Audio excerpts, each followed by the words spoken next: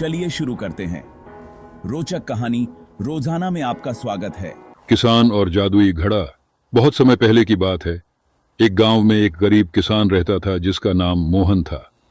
मोहन के पास थोड़ी सी जमीन थी और कुछ मवेशी थे, परंतु उसकी मेहनत और ईमानदारी के बावजूद उसकी आर्थिक स्थिति बहुत अच्छी नहीं थी। उसकी पत्नी राधा और 2 छोटे बच्चे थे जिनका पेट पालना उसके लिए कठिन होता जा रहा था। एक दिन मोहन जंगल में लकड़ी काटने गया। लकड़ी काटते काटते वह थक गया और एक बड़े पेड़ के नीचे बैठकर विश्राम करने लगा। अचानक उसकी नजर एक पुराने घड़े पर पड़ी जो आधा मिट्टी में दबा हुआ था। मोहन ने सोचा कि इसे घर ले जाकर साफ करेगा और पानी भरने के काम में लाएगा। घर पहुंचकर मोहन ने घड़े को साफ किया। जब उसने घड़े को ध्यान से देखा तो उसे लगा कि यह कोई साधारण घड़ा नहीं है। घड़ा चमक रहा था और उस पर कुछ अजीब सी आकृतियां बनी हुई थीं। मोहन ने सोचा कि शायद यह घड़ा पुराने समय का हो और इसमें कुछ खास हो सकता है। उत्सुकतावश मोहन ने घड़े में झांका। तभी अचानक एक तेज रोशनी निकली और एक जादुई आवाज गूंजी। ओ मोहन, मैं इस जादुई घड़े का रक्षक हूं। तुमने मुझे खोज निकाला है, इसलिए मैं तुम्हारी 3 इच्छाएं पूरी करूंगा। मोहन आश्चर्यचकित हो गया और उसकी खुशी का ठिकाना नहीं रहा।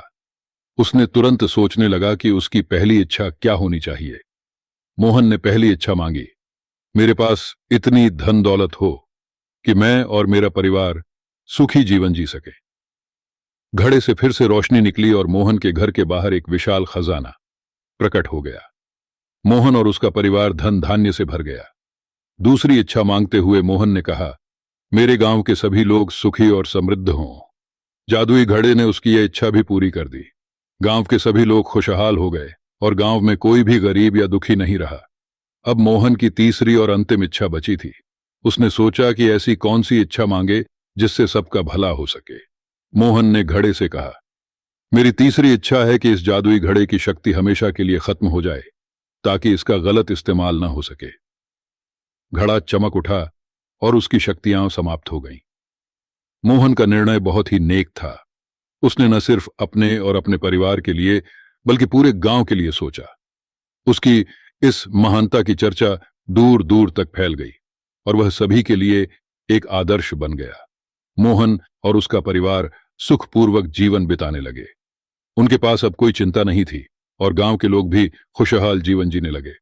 मोहन का जीवन जादुई घड़े के कारण ही बदल गया, लेकिन उसने अपनी इच्छाओं का सही उपयोग करके साबित कर दिया कि सच्ची खुशी दूसरों की भलाई में ही है। इस कहानी से हमें यह सीख मिलती है कि हमें अपनी इच्छाओं का सही उपयोग करना चाहिए और हमेशा दूसरों की भलाई के बारे में भी सोचना चाहिए। अच्छाई और नेक दिली ही सच्चे अर्थों में हमारी सबसे बड़ी संपत्ति होती है।